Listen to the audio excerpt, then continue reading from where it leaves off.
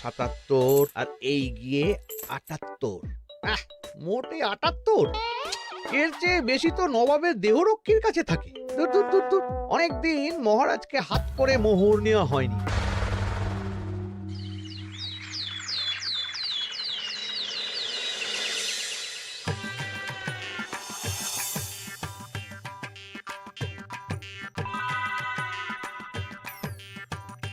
কই গো, কিছু কি ঠিক করলে? রাজকুমারের জন্মদিনে কি উপহার দেবে? হ্যাঁ গো, পেয়েছি, এই দেখো। উমা, এই যে তোমার ছোটবেলা সোনার আংটিখানা। হ্যাঁ গিন্নি, ঠিক ধরেছ। যেটুকু যা গয়না ছিল সবই তো দেওয়া হয়ে গেছে, নহে বিক্রি হয়েছে। আর তো কাউকে কিছু দেওয়ার নেই, তাই ভাবলাম এটাই উপহারে দিই। সে ভালো ভেবেছো। বেশ, আসি তাহলে, ওদিকে সবার দেরি হয়ে যাচ্ছে গিন্নি।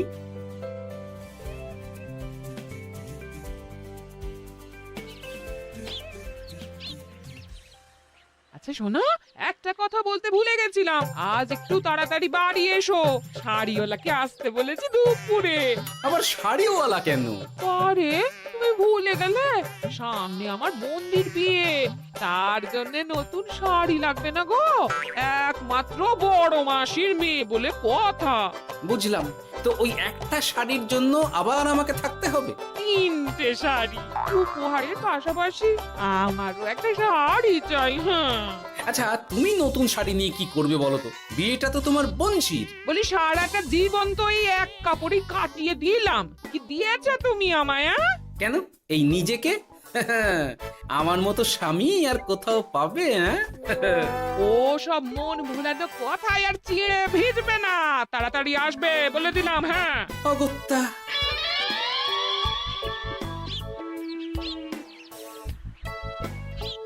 দূর, গিন্নিরও যত কথা সব বেরোনোর সময়। আবার তাড়াতাড়ি ফিরেও আসতে হবে শাড়ির জন্য। দেখি মহারাজকে বলি অগ্রিম বেতনের জন্য, না হলে তো শাড়ি কেনা যাবে না।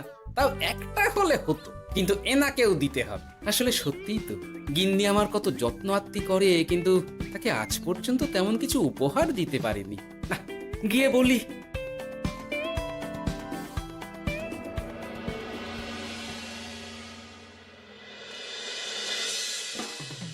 রাজকুমারের জন্মদিন উপলক্ষে যে আপনারা এত উপহার এনেছেন তার জন্য অনেক ধন্যবাদ। আপনাদের সকলের আশীর্বাদ ও ভালোবাসা আমি রাজকুমারের কাছে পৌঁছে দেব। এ আর এমন কি মহারাজ, জানেনই তো রাজকুমার আমাদের সকলের কাছে কত প্রিয়। ঠিক ঠিক।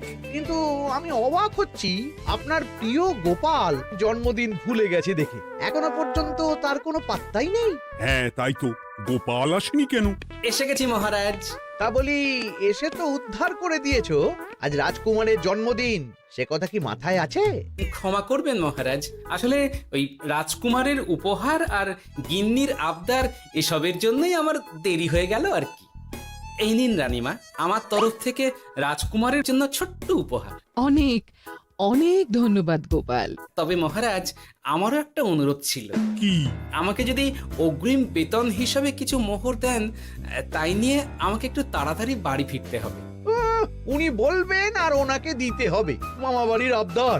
যেটা জানেন না তার মাঝে এত কথা বলেন কেন? হ্যাঁ, আসলে মহারাজ, আমার গিন্নির বোনের মেয়ের বিয়ে সামনে, তাই গিন্নি আবদার করেছে ওই নতুন শাড়ি কেনার জন্য। জানেনই তো বিয়ে বাড়ির কত খরচা, তাই। এ তো খুব ভালো কথা, কিন্তু অগ্রিম বেতন কেন? এমন একটা ভালো খবর দিলে আমার তরফ থেকে তোমার জন্য কিছু মোহর উপহার। এই না। ধন্য মা আপনি, আপনার মতো মা থাকতে সত্যি ছেলের কোনো চিন্তা থাকে না রানীমা। ইস, বেটা আবার সুযোগ বুঝে মোহর পেল। কেন যে আমার এমন হয় না।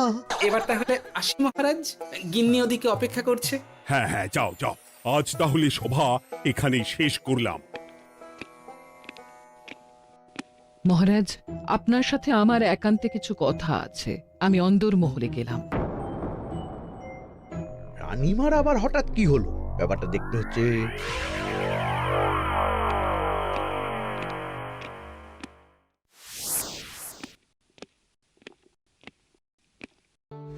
আজ আমি বুঝতে পারছি আপনি আমাকে একদম ভালোবাসেন না মহারাজ। ও কি কথা বলছো রানী? একদম ঠিক বলছি। নিজের গিন্নির আবদার মেটানোর জন্য গোপাল কত ভাবে, নতুন শাড়ি কিনে দেবার জন্য অগ্রিম বেতন অব্দি চাইলো, আর আপনি? আমি তো রাজা, আমি কেন বেতন চাইবো? সেটাই তো, রাজা হয়েও আপনি কখনো এমন কিচ্ছু করেননি, কিচ্ছু না। আহা, রাগ করে না। আমি তোমাকে সব থেকে সুন্দর শাড়ি উপহার দেব, একেবারে সোনার সুতোর কাজ করা মুক্ত বসানো শাড়ি। এমন শাড়ি কেউ কখনো দেখেনি। ও মা, সত্যি? আচ্ছা, এই ব্যাপার। গোপালের কথা শুনে এবার মহারাজ ও রানীমাকে উপহার দেবে? ধুর, আমারই ভাগ্যটা খারাপ।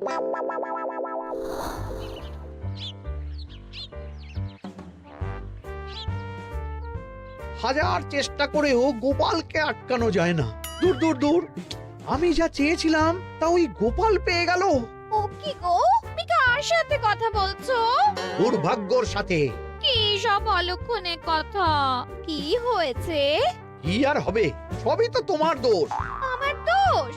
হ্যাঁ, তুমি আমার কাছে বায়না করো না কেন কিছু? তুমি বায়না করনি বলেই আজ আমি রানীমার কাছ থেকে মোহর পেলাম না, কিন্তু গোপাল পেয়ে গেল। এবার বুঝলাম। ঠিক আছে, এখন তাহলে বায়না করছি, তুমি কাল গিয়ে সেটা রানীমাকে জানাবে। ঠিক আছে? হ্যাঁ, করো করো করো, বায়না করো, বায়না করো। কি চাই, কি চাই, কি চাই? পেয়েছি। তুমি রানীমাকে গিয়ে বলবে যে আমার একটা সোনার হার চাই। এই না হলে আমার বউ। দারুণ চাল চেলেছো।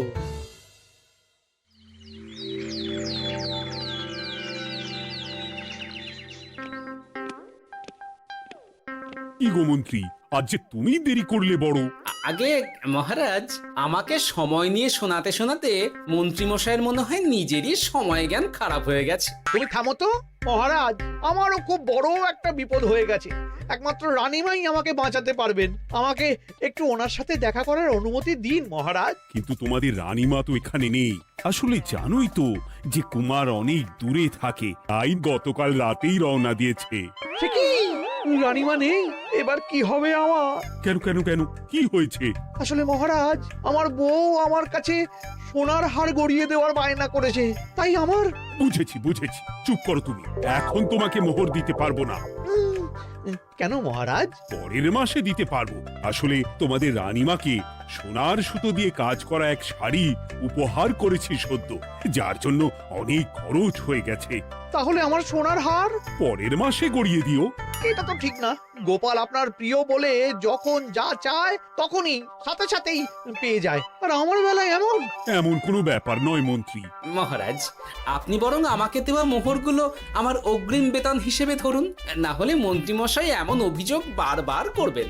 আহা গোপাল, তোমাকে তো স্বয়ং রানীমা উপহার দিয়েছেন, এসব কিছু করতে হবে না। যেমন আছে তেমনই থাক। ঠিক আছে, আমিও দেখে নেব পরে। কি দেখে নেবে মন্ত্রী? না না, ও কিছু না মহারাজ, পরেই দেখে হার গড়ানোর কথা বলছি। না, মন্ত্রীর হাবভাব মোটেই ঠিক ভালো লাগছে না। বেটা মনে মনে নিশ্চয়ই কোনো ফন্দি আটছে আমার বিরুদ্ধে। কিছু একটা করতেই হবে। গোপালের ওই মোহর উপহার পাওয়াটা আমি কিছুতেই মেনে নিতে পারছি না। একটু মাথা খাটাই, একটু মাথা খাটাই। উপায় পেয়েছি। আমাকে এখনই নবাবের কাছে গিয়ে মহারাজের নামে বলতে হবে।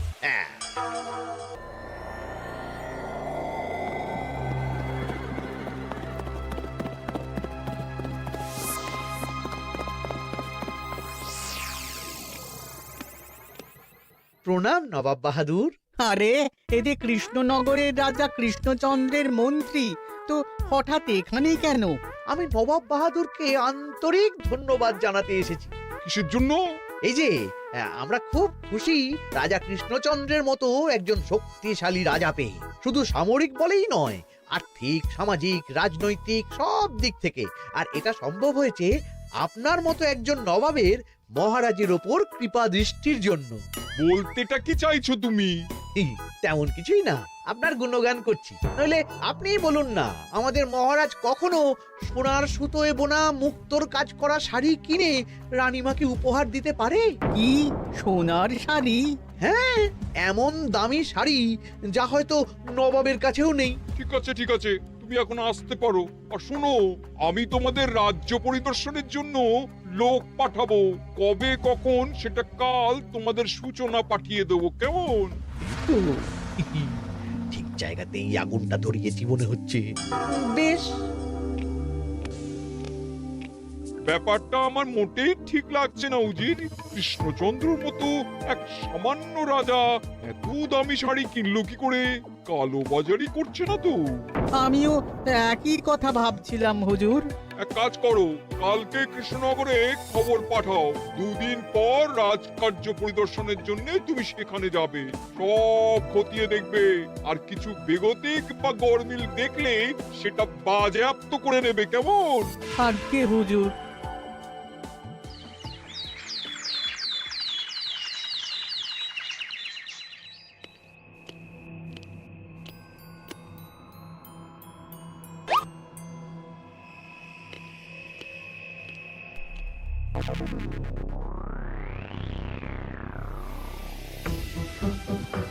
কি হয়েছে মহারাজ? কার চিঠি? নবাবের রাজকার্য পরিদর্শনের জন্য লোক পাঠাবে 2 দিন পর। এতে চিন্তার কি আছে মহারাজ? চিন্তার বিষয় আছে, নবাব আমার রাজকোষের হিসাবও মিলিয়ে দেখতে চায়। কোনো একটা ভাবে নবাবের কানে আমার সোনার শাড়ি কেনার কথাটা চলে গেছে, তাই সন্দেহ করছে।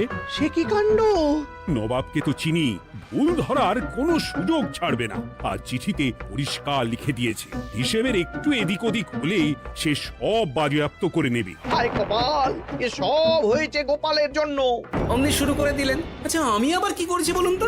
তুমিই তো করেছো। সেদিন যদি তুমি তোমার গিন্নির শাড়ি কেনার কথাটা রানীমার কানে না তুলতে, তাহলে রানীমাও মহারাজের কাছে শাড়ির জন্য বায়না করতেন না, মহারাজও সোনার শাড়ি কিনতেন না, আর নবাবও জানতে পারতেন না। একদম ঠিক কথা বলেছ মন্ত্রী, সব দোষ তোমার গোপাল। মহারাজ, আপনি এমন বলছেন? হ্যাঁ বলছি, কারণ এটাই হয়েছে। দুশ্চিন্তায় এখন মাথা খারাপ হয়ে যাচ্ছে আমার। আমি জানি না তোমার জন্য আজ অব্দি এমন বিপদে কবে পড়েছি। এবার তোমাকেই এখান থেকে বেরোনোর উপায় বের করতে হবে। আর যদি তা না করতে পারো, তাহলে আজ পর্যন্ত তোমাকে যত মোহর উপহার দেওয়া হয়েছে সেই সব উপহারের মোহর ফেরত দিতে হবে। সব মোহর যে প্রায় খরচ হয়ে গেছে মহারাজ, আবার আমি কোথা থেকে পাবো? সেটা তুমি জানো। এইবার গোপাল ভালো মতো জব্দ হয়েছে। এই যে লঘু পাপে গুরুদণ্ড। গোপাল পড়ল ফাঁদে। এমন দেখে মন্ত্রী হাসে আর আমার মনটা কাঁদে।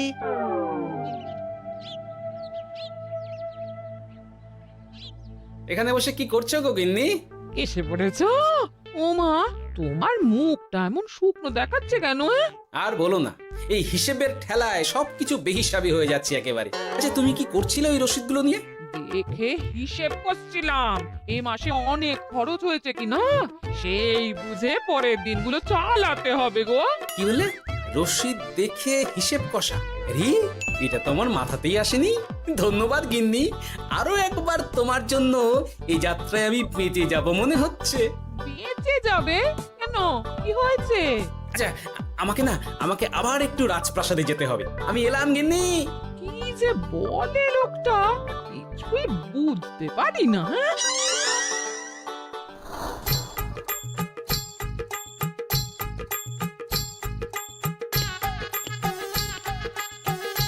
আসতে পারি মহারাজ? এ কি গোপাল, তুমি? আর কোনো চিন্তা নেই মহারাজ, নবাবকে হিসেব বোঝানোর উপায় পেয়ে গেছি। কি বলছো? কি উপায়? এই দুদিনে আপনি শুধু সকল প্রজাদের কাছ থেকে পুরনো রসিদ সংগ্রহ করুন, তাহলেই কেল্লা ফাতে। তাই নাকি? আর নয়তো কি? তবে এ ব্যাপারে মন্ত্রী মশাইকে কিন্তু কিচ্ছু জানতে দেওয়া যাবে না। শুধু আমি যা বলছি তাই করুন মহারাজ। সে তো বুঝলাম, কিন্তু প্রজাদের থেকে পুরনো রসিদ সংগ্রহের কথা ঘোষণা করলেই মন্ত্রী এমনি জানতে পেরে যাবে। চিন্তা করবেন না মহারাজ, আমার কাছে এটারও উপায় আছে। আপনি শুধু খেয়াল রাখবেন যাতে এই কথা 5 কান না হয়। বাকিটা ভরসা রাখুন, কৃষ্ণনগরের একটা ঘাসও নবাব বাজেয়াপ্ত করতে পারবে না।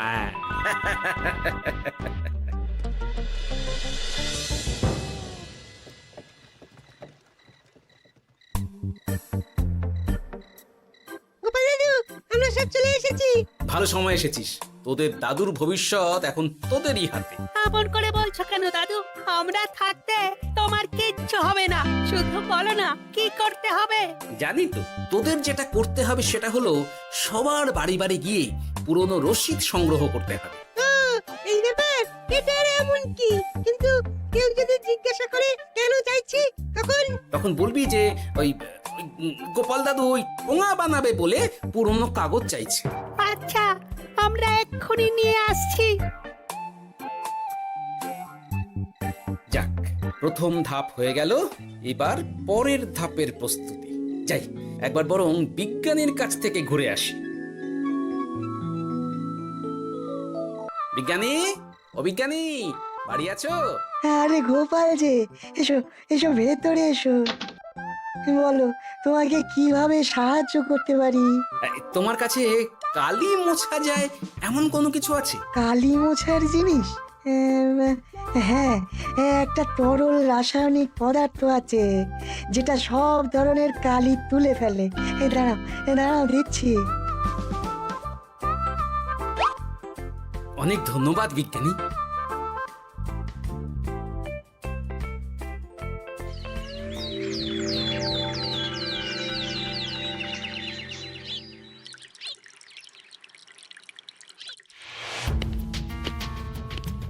আসুন আসুন, আপনার জন্যই তো অপেক্ষা করছিলাম। তাই নাকি? এতটা পথ উনি এসেছেন, আগে ওনার জন্য শরবত ও মিষ্টির ব্যবস্থা করি। এই যে মহারাজ, আমি জল মিষ্টির ব্যবস্থা করে এনেছি, এটাও সাথে নিন। এটা কি? কেন, হিসেব ভোলা ময়রা পাঠিয়েছে এই মিষ্টি ও শরবতের দাম। এর মধ্যে এই কাজের সাথে যুক্ত ভোলা ময়রা আর তার পরিচারকের পারিশ্রমিকও যুক্ত আছে। হ্যাঁ, আসলে আমাদের মহারাজ তো প্রতিদিনের খরচ খুব হিসেব করে চলেন, তাই। ও, আমি একটু বসবো? নিশ্চয়ই, ওই তো ওদিকে বসার জায়গা। আপনি কি হাওয়া খাবেন উজির সাহেব? তাহলে রশিদে ওটাও যুক্ত করব। মস্করা হচ্ছে? আহা, রেগে যাচ্ছেন কেন? আপনার সাথে মস্করা করার মতো স্পর্ধা আমার নেই উজির সাহেব। আসলে মাসের শেষ তো, তাই একটু বেশি হিসেবে চলতে হচ্ছে আর কি। আমাকে হিসেব দেখাচ্ছ? আর রাজা কৃষ্ণচন্দ্র যে সোনার সুতোয় বোনা শাড়ি কিনতে পারলো, সেটার হিসেব কোথায়? একটা সামান্য রাজা এত অর্থ পায় কোথা থেকে? এ আবার কেমন কথা? মহারাজ যা কিনেছেন সেটা তো তার জমানো অর্থ দিয়েই কেনা। আমি বিপথে কোনো কাজ করি না। সেটা তো রাজকোষের হিসেব দেখলেই বোঝা যাবে। শুনে রাখো গোপাল, একটুও যদি হিসেব এদিক ওদিক দেখি না, তাহলে সব বাজেয়াপ্ত করে দেব। কোনো চালাকি নয়, কোনো চালাকি নয়। বেশ, তবে করুন হিসেব। আমাদের কাছে কিন্তু সব কিছুর রসিদ আছে।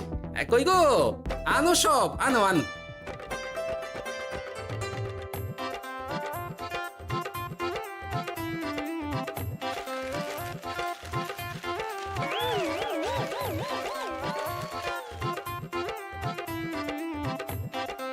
হ্যাঁ, এত রসিদ? আপনি বরং নিশ্চিন্তে হিসেব কষে নিন, আমরা আসি।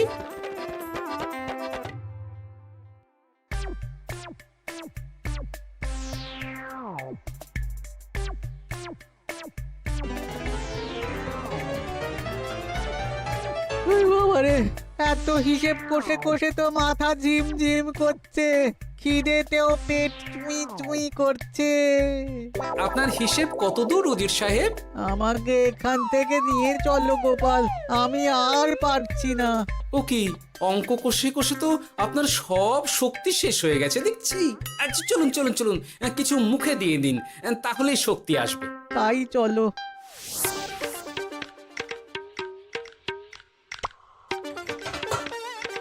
নিন, এটা হলো দুপুরের খাবার, আনাজ মশলা, এমনকি রান্নার ঠাকুরেরও পারিশ্রমিকের হিসেব। এবার আমি পাগল হয়ে যাব। আমি আর কোনো হিসেব দেখতে চাই না। সব সময় কি আর হিসেব নিয়ে চলা যায় নাকি? কি আর করা যাবে বলুন? হিসেবে না চললে আপনি তো মহারাজের উপার্জনের উপর সন্দেহ করবেন, আর বেশি খরচ হলেই সম্পত্তি বাজেয়াপ্ত করবেন। তাই বলে সব কিছুতেই হিসেব। কোনো একদিকে বেশি খরচ হলে বাকি দিকগুলো এইভাবেই কম করে চলতে হয়। কি ঠিক বলিনি? আমি আমার ভুল বুঝতে পেরেছি গোপাল, এবার আমাকে রেহাই দাও। আসলে তোমাদের মন্ত্রী নবাবের কাছে গিয়ে তোমাদের রাজা নামে উস্কেছে। কি মন্ত্রী? এই রে খেয়েছে, এবার পালাতে হবে দেখছি। ঠিক জানতাম, মোহরের জন্যই এত কিছু। তাই তো নবাব এমন করেছেন। বেশ, এবার আমি ফিরে গিয়ে নবাবকে সব জানিয়ে দিচ্ছি।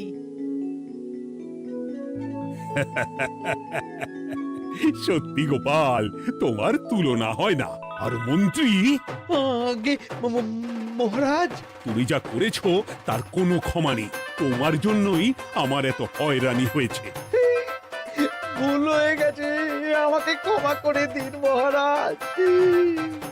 গোপালের ওপরে হিংসে করে এমন করেছি, আর হবে না।